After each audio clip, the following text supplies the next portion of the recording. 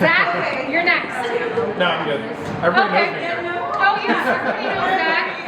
He actually sponsored the wine tasting here, so thanks to Matt's and Homes for sponsoring the wine tasting. And I want to recognize that we have volunteers that create handmade goods for us to sell to support our programs. And so we recently partnered with Lark and Larder, which is those cards right there. So if you want to check out our homemade goods, they're also in our little gift bag. So they sell our stuff and then that's how we make money for our programs. So yeah, and then do you want to say something about why you're passionate about We Heart All? And then we'll play our little video. We'll play our video and it will explain everything. So, thank you all for coming out first. We appreciate all of this. And thank you, Zach, for all you've done. We came up here and we scrambled and set this whole thing up, and as everybody started showing up, Allie came up to me and she said, "You're going to speak." So, the fun thing is, whatever comes out of my mouth is going to be as much of a surprise to me as it is to you. She wanted me to talk about why I'm passionate about We Heart All. And it's, once you see the video, you'll probably understand why. But one thing that draws us together is we both have a passion for children.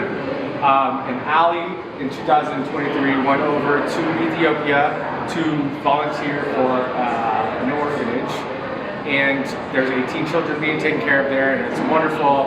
But the stories we heard after she came back were devastating, right? Those 18 children, the amazing thing is they're all taken care of. All of the other children in Ethiopia are not. So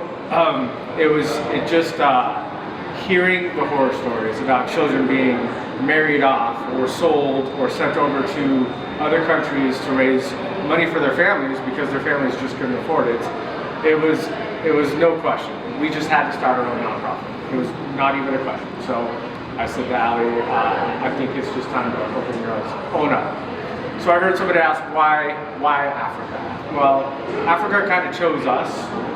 When Allie went over there, she met our director of operations for Ethiopia, who's one of the hardest working people, probably the hardest working person in Ethiopia. He teaches at the college there for social services.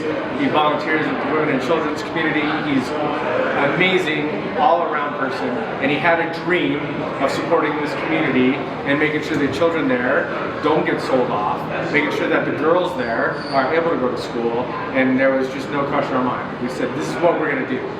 And it just so happened that while we were dealing with Ali over there in Ethiopia, we met Yona, who is our director of operations at Uganda. And he told us all the horror stories about Uganda. And what breaks my heart is the medical side of things. So I'm a firefighter by trade. I spend my whole time, I spent the last 21 years driving people to the hospital. Someone gets sick, someone gets injured, it's a phone call away. We pride ourselves on being there within 4.5 minutes. And that doesn't exist over there. Not only does 911 not exist, the ambulance doesn't exist, the hospital doesn't exist, the doctor doesn't exist. When a child over there gets malaria, the parents just wait for them to die. And it's not okay.